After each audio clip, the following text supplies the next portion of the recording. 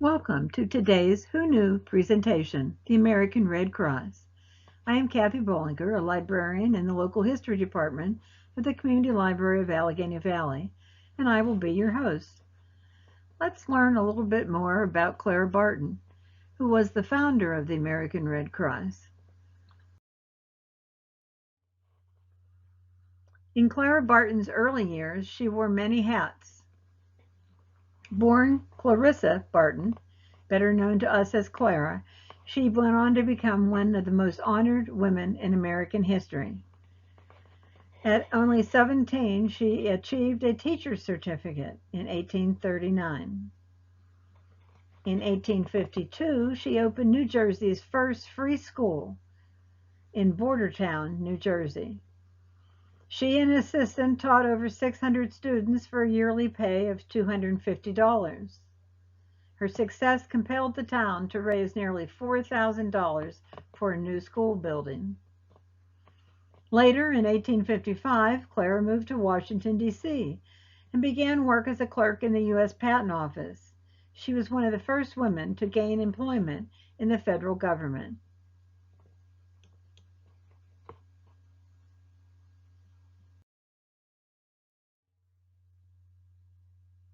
The picture on the left is the schoolhouse where Clara taught, and it became the first free public school.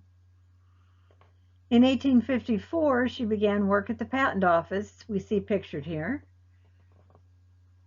The office later was used as a Civil War hospital and is now the National Portrait Gallery. Clara Barton's Civil War efforts began April 19, 1861, when she responded to the first bloodshed of the Civil War by nursing 40 victims from Massachusetts militia in Washington, D.C. after the Baltimore riots. August 1862, Clara was given permission to work on the front lines. As an independent nurse, she helped soldiers, both Union and Confederate, with donated supplies at many battles, including Battle of Bull Run, Antietam, Fredericksburg, and Harper's Ferry. She was known to many as the angel of the battlefield. At the end of the Civil War, Barton and her assistants helped locate more than 23,000 missing men.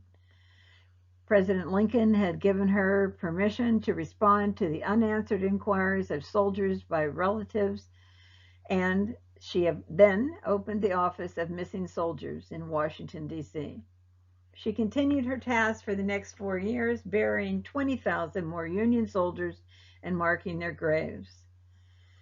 The summer of 1865, Clara helped to find, identify, and properly bury 13,000 who died in Andersonville prison camp, a Confederate prisoner of war camp in Georgia.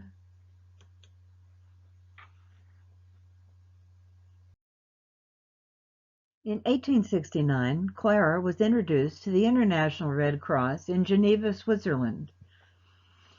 Her first efforts to introduce a branch of the Red Cross in America in 1873 were not encouraging.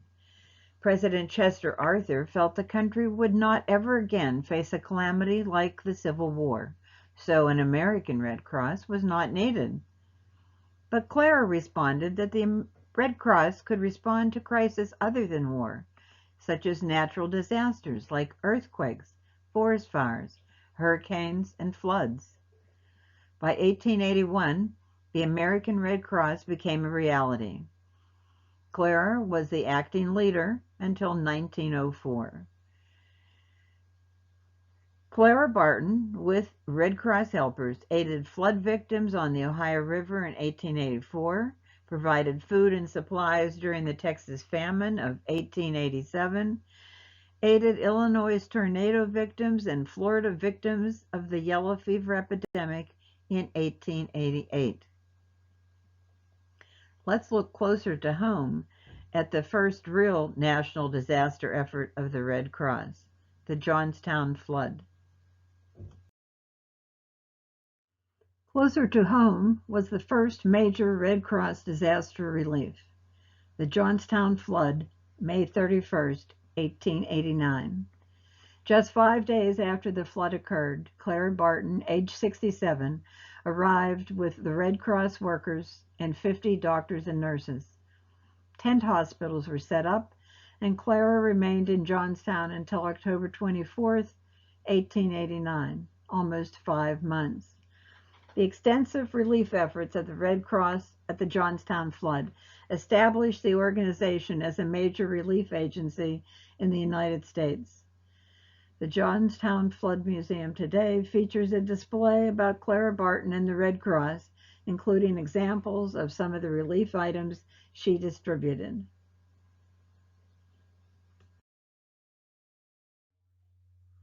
World War I. The Red Cross utilized 8 million volunteers at home and overseas when the United States declared war on Germany. Here is a picture of a Red Cross nurse in a field hospital in France. She ensures her patient has clean bandages. By the end of the war, nearly 1/3 of all Americans had donated in support of the Red Cross effort or were serving as volunteers.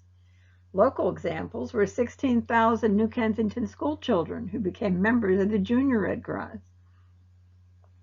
The Trona and Brackenridge Red Cross chapters sent nearly $50,000 to the Pittsburgh Red Cross 100 million campaign. The Trenton branch sent nearly 45,000.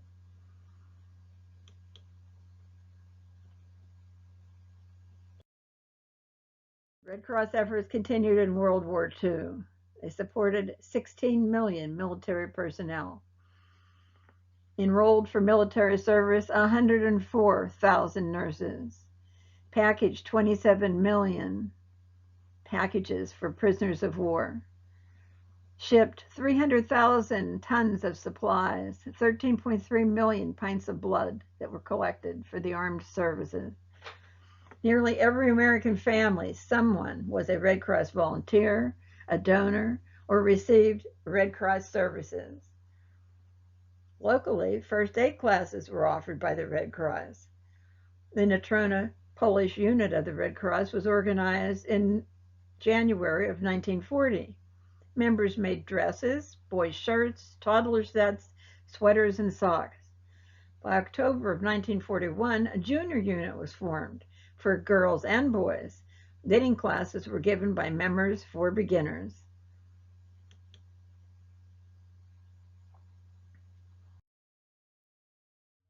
Here are some pictures of some local Red Cross efforts.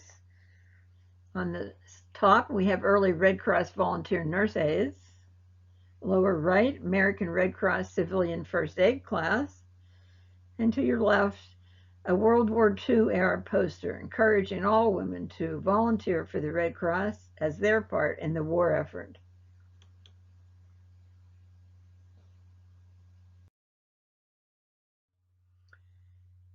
With the conflict in Korea, Red Cross services grew to 126,000 volunteers a month.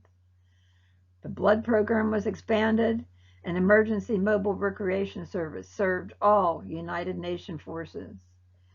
Red Cross provided emergency communications from family members, facilitated calls and letters home from wounded servicemen. Following the 1953 armistice, the American and Korean Red Cross together ensured the transfer of nearly 90,000 prisoners of war.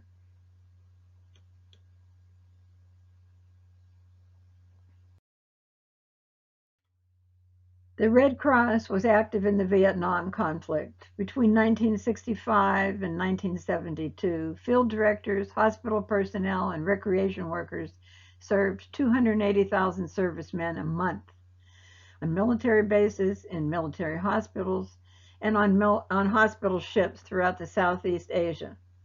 The Red Cross provided recreation activities for service members while facilitating more than 2 million emergency communications between service members and their families.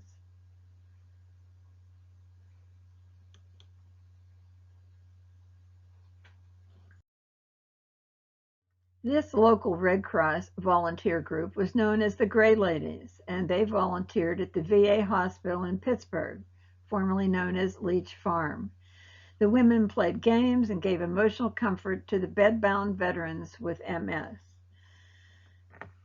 The ladies are standing beside the new transportation vehicle from the Red Cross New Kensington chapter, then stationed at the corner of Constitution Boulevard and McCargo Street, July 22nd, 1959.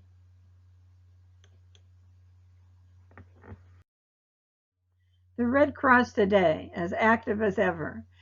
Over 90% of the workforce is volunteers. 25% of those volunteers are 24 years of age or younger. More than 15,000 nurses and nursing students are Red Cross volunteers. Volunteers make it possible to respond to an average of 60,000 disasters each year, most of them home and apartment fires. Some of the many courses offered by the Red Cross instructors include basic first aid, hands-on CPR, learn to swim, babysitters training, lifeguarding, nurse assistant training, water safety, and wilderness and remote first aid. Learn more about the Red Cross and the needs in your area at www.redcross.org.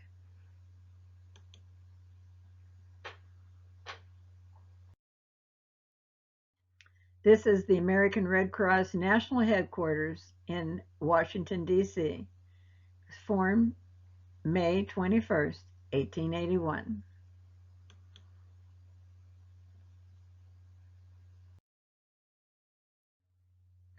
Clara Barton has been remembered in many ways. On the left, we see a 3-cent stamp. It was a commemorative stamp issued in 1948. Barton is also featured on a 1995 set of stamps commemorating the Civil War. And to the right, we see a Junior Red Cross volunteer and her dog on a Saturday Evening Post cover.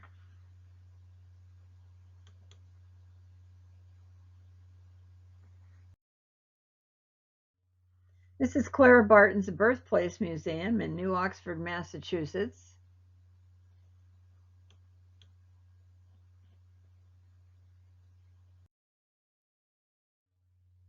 The Clara Barton House in Glen Echo, Maryland, was built in 1891 and was Clara's home from 1897 to 1912. The large frame house was partially constructed from lumber salvaged from the emergency buildings built by the Red Cross at Johnstown, PA, in the wake of the Johnstown Flood. The home also served as early headquarters for the American Red Cross. It was the first national historic site dedicated to the accomplishments of a woman.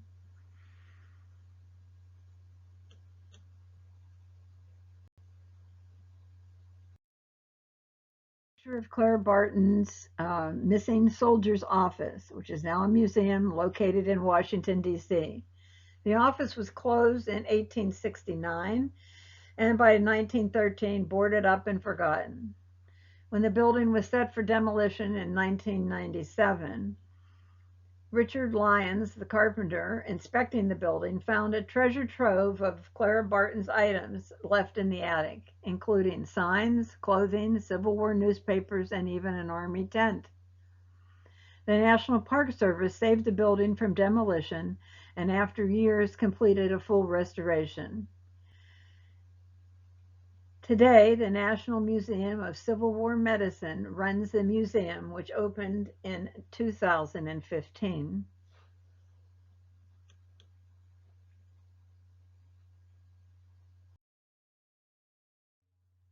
This is a plaque from the Andersonville National Historic Site in Georgia with a commemorative plaque, close up on the right, commemorating the untiring devotion of Clara Barton at the Andersonville Prisoner of War Camp. It was erected by the Women's Relief Corps, auxiliary to the Grand Army of the Republic in 1915. The historic site also contains the Andersonville National Cemetery as well as a National Prisoner of War Museum. The site was added to the National Register of Historic Places October 16, 1970.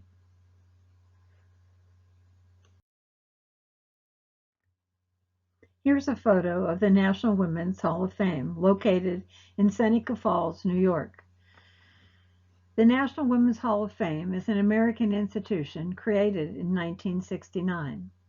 Nominees are selected on the basis of the changes they have created that affect social, economic, or cultural aspects of society. The new home of the National Women's Hall of Fame opened August 2020 in the historic Seneca Knitting Mill. The mill was a location of the 1848 Women's Rights Convention. Clara Barton was inducted into the Women's Hall of Fame in 1973.